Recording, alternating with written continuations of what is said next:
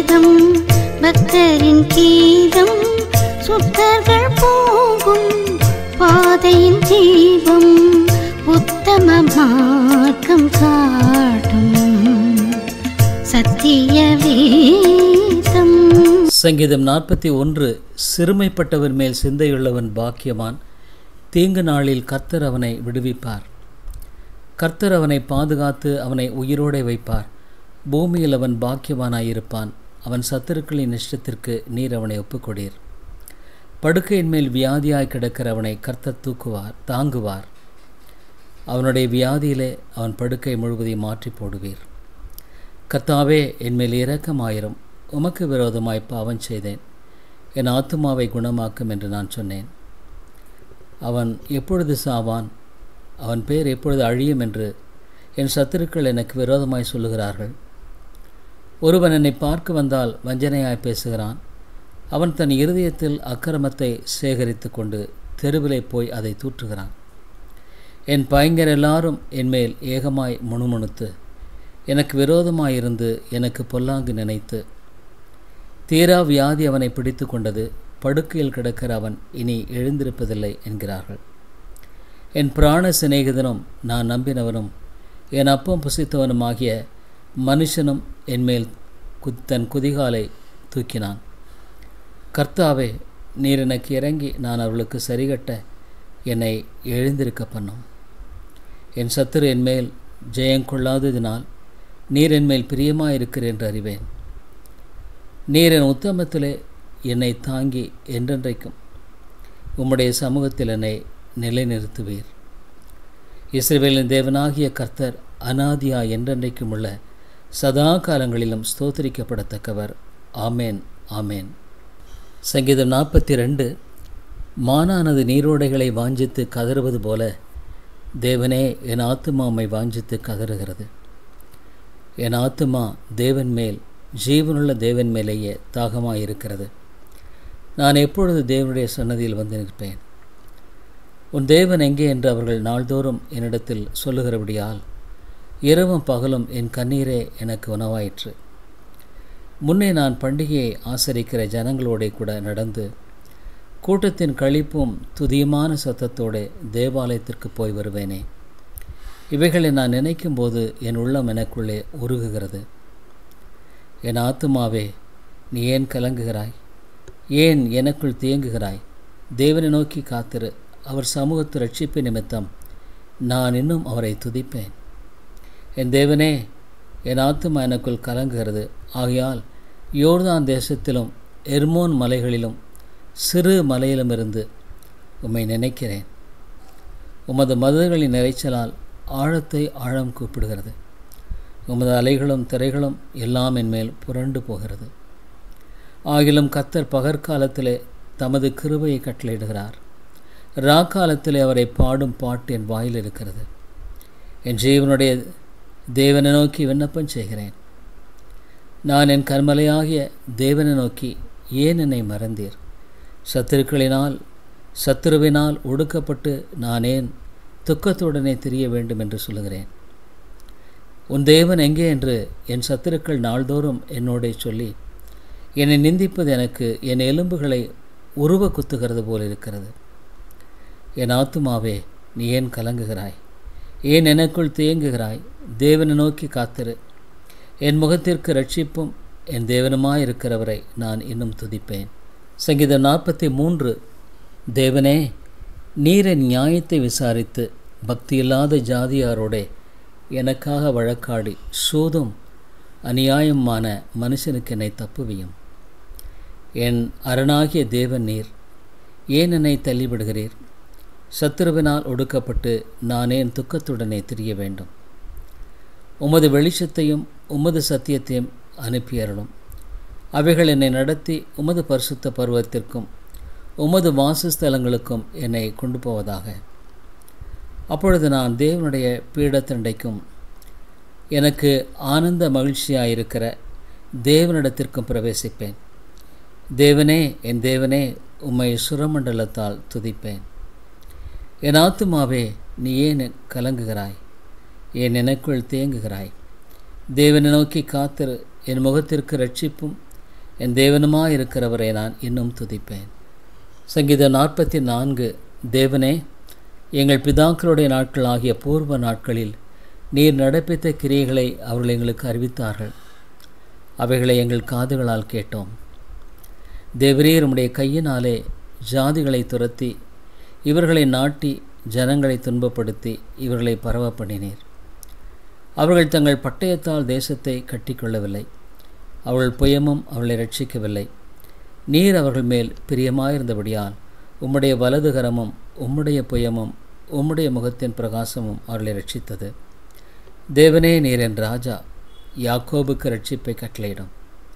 உம்மாலே எங்கள் சத்துருக்களை கீழே விழத்தாக்கி எங்களுக்கு விரோதமாய் எழும்புகிறவர்களை உம்முடைய நாமத்தினால் மிதிப்போம். என் வில்லை நான் நம்பேன், என் பட்டயம் எனக்கு ரட்சிப்பதில்லை. நீரே எங்கள் சத்துருக்களினின்று எங்களை ரட்சித்து எங்களை பாய்க்கிறவர்களை வெட்கப்படுத்துகிறீர். தேவனுக்குள் நித்தம் மேன்மை பாராட்டுவோம். உமது நாமத்தை என்றென்றைக்கும் துதிப்போம்.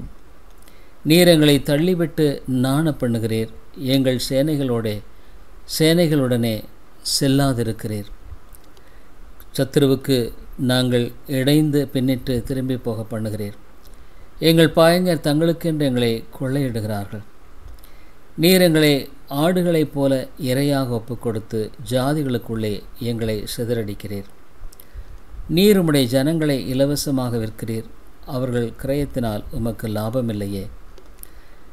எங்கள் அயலாருக்கு எங்களை நிந்தையாகவும் எங்கள் சுற்றுப்புறத்தாருக்கு பரியாசமும் சக்கந்தமுமாகவும் வைக்கிறீர். நாங்கள் ஜாதிகளுக்குள்ளே பழமொழியாயிருக்கவும் ஜனங்கள் எங்களை குறித்து தலை தூக்கவும் செய்கிறீர். நிந்தித்து தூஷிக்கிறனுடைய சத்தத்து நிமித்தமும் சத்துருவி நிமித்தமும் பழிவாங்கிற நிமித்தமும் என் லட்சை நித்தம் எனக்கு முன்பாக இருக்கிறது. என் முகத்தின் வெட்கம் என்னை மூடுகிறது. இவையெல்லாம் எங்கள் மேல் வந்திருந்தும் உம்மை நாங்கள் மறக்கவும் இல்லை. உம்முடைய உடன்படிக்கைக்கு துரோகம் பண்ணவும் இல்லை. நீர் எங்களை வலு சர்ப்பங்களுள்ள இடத்திலே நொறுக்கி மரண இருளினாலே எங்களை மூடியிருந்தும் எங்கள் இருதயம் பின்வாங்கவும் இல்லை. எங்கள் காலடி உம்முடைய பாதை விட்டு விலகவும் இல்லை. நாங்கள் எங்கள் தேவனுடைய நாமத்தை மறந்து அந்நிய தேவனை நோக்கி கையெடுத்திருந்தோமானால் தேவன் அதை ஆராய்ந்து விசாரியாதிருப்பாரோ? இருதயத்தின் அந்தரங்களை அவர் அறியாதிருக்கிறாரே. உமது நிமித்தம் எந்நேரமும் கொல்லப்படுகிறோம். அடிக்கப்படும் ஆடுகளைப் போல எண்ணப்படுகிறோம். ஆண்டவரே, விழித்து கொள்ளும். ஏன் நித்திரை பண்ணுகிறீர்? எழுந்தருளும். எங்களை என்றைக்கும் தள்ளிவிடாதிரும். ஏன் உம்முடைய முகத்தை மறைத்து எங்கள் சிறுமையும் எங்கள் நெருக்கத்தையும் மறந்து விடுகிறீர்? எங்கள் ஆத்துமா பொழுதி மட்டும் தாழ்ந்திருக்கிறது. எங்கள் வயிறு தரையோடே ஒட்டி இருக்கிறது. எங்களுக்கு ஒத்தாசையாக எழுந்தருளும். உம்முடைய கிருபை நிமித்தம் எங்களை மீட்டுவிடும். சங்கீதம் 45.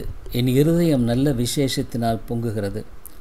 நான் ராஜாவை குறித்து பாடின கவியை சொல்லுகிறேன். என் நாவு விரைவாய் எழுதியவனுடைய எழுத்தாணி. எல்லா அனுபவத்திலும் நீர் மகா சௌந்தரியமுள்ளவர். உம்முடைய உதடுகளில் அருள் பொழிகிறது. ஆகையால் தேவன் உம்மை என்றென்றைக்கும் ஆசீர்வதிக்கிறார்.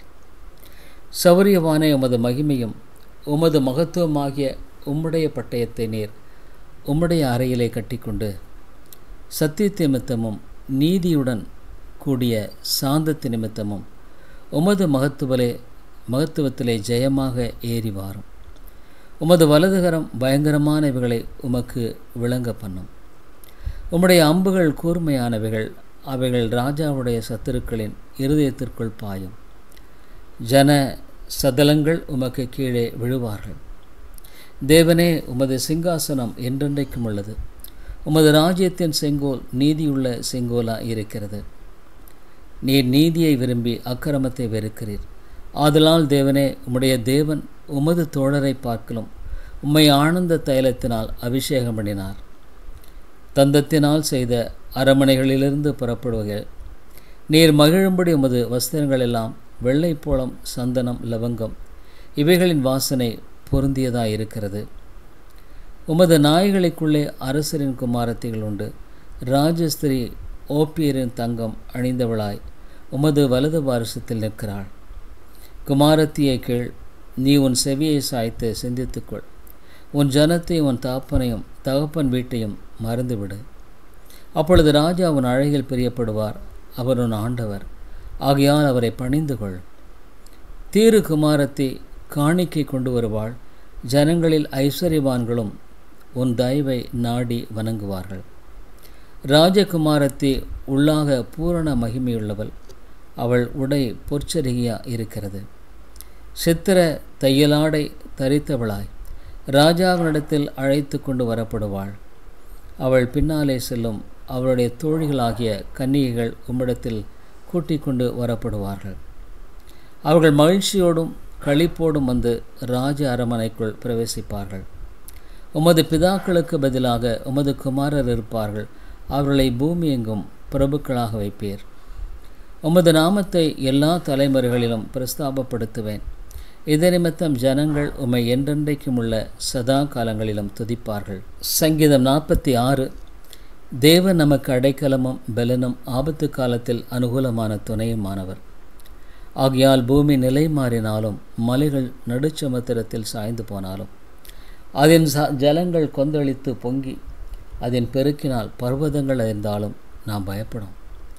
ஒரு நதியுண்டு, அதன் நீர்க்கால்கள் தேவனுடைய நகரத்தையும் உன்னதமான ஒரு வாசம் பண்ணும் பரிசுத்த ஸ்தலத்தையும் சந்தோஷிப்பிக்கும். தேவன் அதன் நடுவில் இருக்கிறார், அது அசையாது. அதிகாலையிலே தேவன் அதற்கு சகாயம் பண்ணுவார். ஜாதிகள் கொந்தளித்தது, ராஜ்யங்கள் தத்தளித்தது. அவர் தமது சத்தத்தை முழங்க பண்ணினார். பூமி உருகி போயிற்று. சேனைகளின் கர்த்தர் நம்மோடு இருக்கிறார். யாக்கோபின் தேவன் நமக்கு உயர்ந்த அடைக்கலமானவர். பூமியிலே பால் கடிப்புகளை நடப்பிக்கிற கர்த்தருடைய செய்களை வந்து பாருங்கள். அவர் பூமியின் கடைமனை மட்டும் யுத்தங்களை ஓய பண்ணுகிறார். வில்லை ஒடித்து ஈட்டியை முறிக்கிறார். ரதங்களை நெருப்பினால் சுட்டரிக்கிறார். நீங்கள் அமர்ந்திருந்து நானே தேவன் என்று அறிந்து கொள்ளுங்கள். ஜாதிகளுக்குள்ளே உயர்ந்திருப்பேன், பூமியிலே உயர்ந்திருப்பேன். சேனைகளின் கர்த்தர் நம்மோடு இருக்கிறார். யாக்கோபின் தேவன் நமக்கு உயர்ந்த அடைக்கலமானவர். சத்திய வேதம் பக்தரின் கீதம், சுத்தர்கள் போகும் பாதையின் தீபம், உத்தம மார்க்கம் காட்டும். சத்திய வேதம்